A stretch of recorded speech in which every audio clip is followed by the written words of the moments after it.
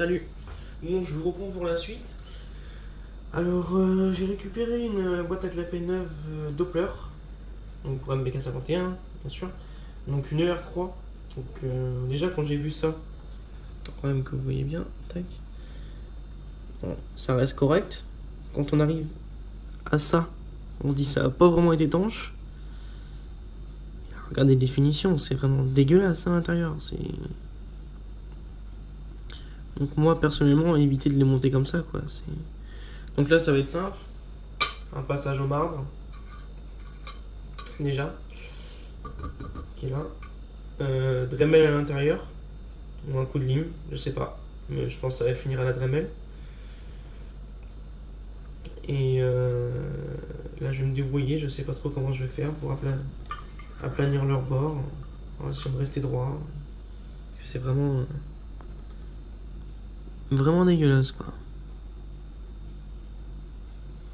C'est vraiment pas pratique. Bon, bah, je vous reprends pour la suite. Bon, voilà, je vous reprends. Donc là, j'ai changé de sens pour qu'on voit mieux par rapport à la lumière. Donc j'ai fini un coup de lime simple avec une vieille lime émoussée. Enlever tous les défauts à ce niveau-là. Bon, j'étais même en train de réfléchir à. Enfin, je regarde ce qu'il y a de la différence. Récupérer une boîte à clapet d'origine, faire sauter les deux rivets, faire un petit filetage et monter les clapets carbone avec leur guide là dessus parce que la finition c'est dégueulasse quoi, y a même pas de mots quoi. Quand on voit ça, là on voit bien que j'ai récupéré le plus gros sans trop forcer parce que ça a pas l'air du solide quoi. Donc je sais pas, j'ai déjà passé ça au marbre là. On va voir ce que ça donne. Mais bon, c'est pas la meilleure des choses que j'ai déjà vues en direct quoi.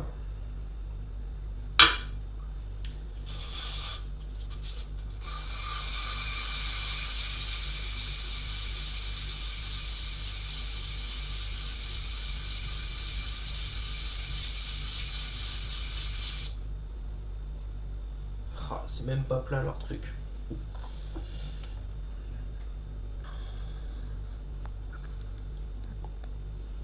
On voit que ça touche avant ici, un peu moins sur les côtés.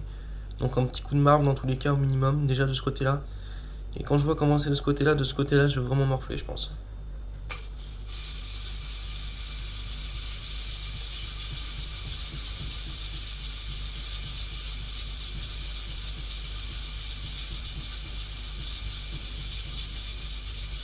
Donc là, je suis au 500. On peut même aller au 250, hein. Ça marche tout pareil, hein, pour aller plus vite. Et après finir un petit coup vite fait au 500.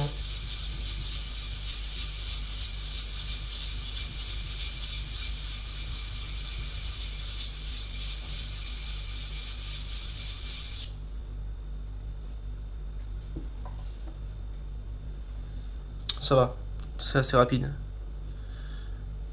Et on voit, hein, il peut y avoir des petites prises d'air après, hein, des fuites. Hein.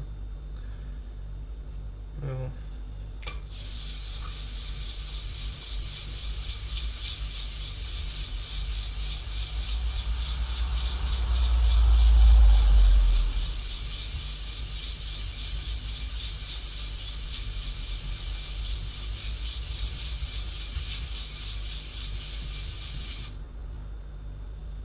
De toute façon, ça sera monté à la pâte à joint. Mais de la bonne pâte à joint, pas de la pâte à joint bleue toute pourrie. Hein. Une bonne pâte de chez Wurt que tu utilises depuis déjà un bon bout de temps sur n'importe quel moteur. J'ai jamais eu aucun souci avec celle-là. Je la montrerai.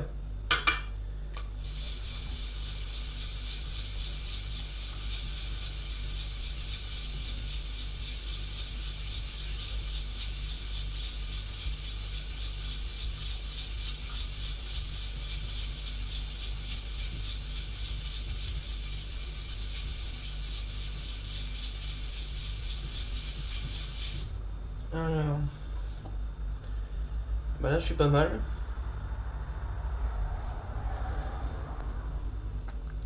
J'ai une bonne petite surface simple. Hein. pas amusé à faire mieux pour cette pièce. J'ai pas vu un peu les bords. Maintenant, c'est là qui va être compliqué. Là. Je peux pas laisser ça comme ça. Bon. Alors, voilà un peu comment on peut faire ça.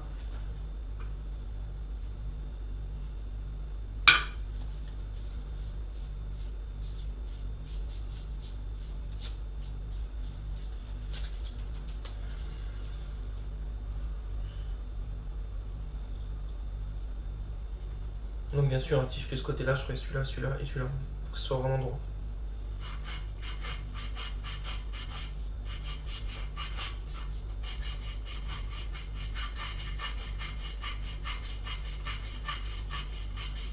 Mais là, je ne vais pas chercher trop compliqué.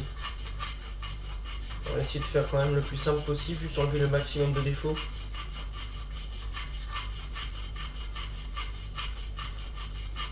Après, le joint papier avec la pâte à joint fera le reste du travail. Alors, après on voit tout de suite. Tous les beaux petits défauts. Hein. Quand on attaque en premier, j'attaque vraiment juste pour supprimer ça. Hein. Je vais pas chercher trop compliqué de ce côté-là.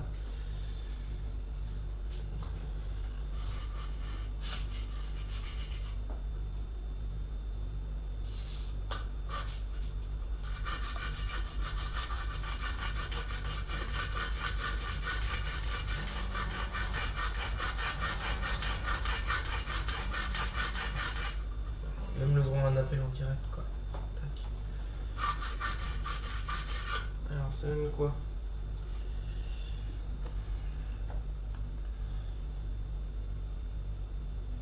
Ouais, c'est pas... C'est pas sans ça, quoi. C'est là assez compliqué, quand même.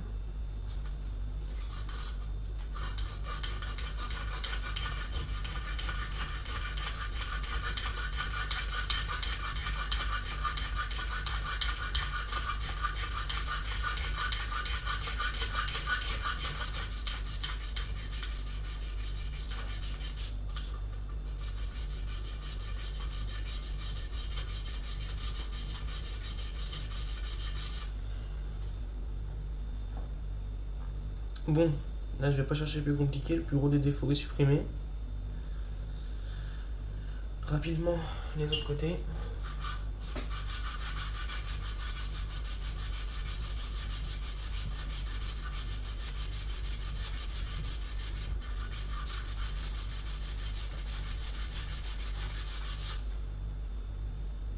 Tac, juste histoire de rendre ça plat.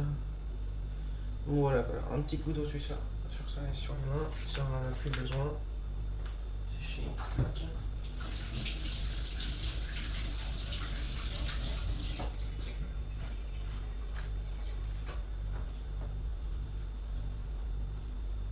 Alors, donc là, tac, que je vois quelque chose. Alors là, j'ai enlevé le plus gros des défauts, donc on va rester simple, hein, comme je dis. Après, je sais pas. Maintenant, il faudra que je vois si c'est bien aligné la pipe d'admission Doppler. Sur la pipe d'admission Doppler, c'est le même état hein, à l'intérieur. Faut passer obligatoirement un coup de Dremel. Parce que c'est vraiment immonde quoi, de vendre des choses comme ça.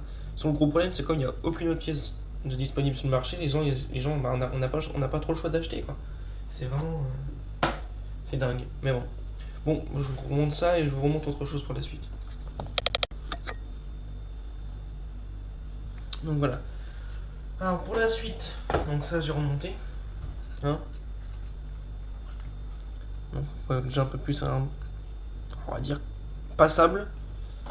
On verra après ce que ça donnera au niveau des lamelles. Donc deuxième chose. Donc comme tout le monde sait, bah, je pense sur l'allumage Moriyama d'origine. On a tous une bobine.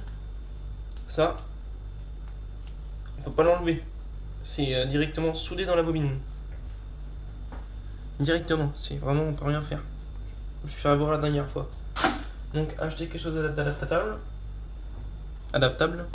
J'en dis des belles conneries. Donc voilà. Simple bobine. Ça vous permettra le montage. Antiparasite NGK. À mon goût, totalement indispensable. Alors après, je sais pas si on va pouvoir voir à l'intérieur. Du coup, il y a la petite vis. Alors, lumière, tac. Voilà. Je sais pas si on voit à la caméra. Mais il y a la petite vis dedans. Tac. Ce qui me permettra simplement de le visser. Hein. Rien de bien sorcier. Et en plus, il y a pile la bonne longueur d'origine. Donc là, je l'ai pas en tête, mais je crois qu'il y a 50 cm de câble. Donc c'est largement suffisant. Voilà. Bon bah, je vous reprendrai pour une prochaine vidéo.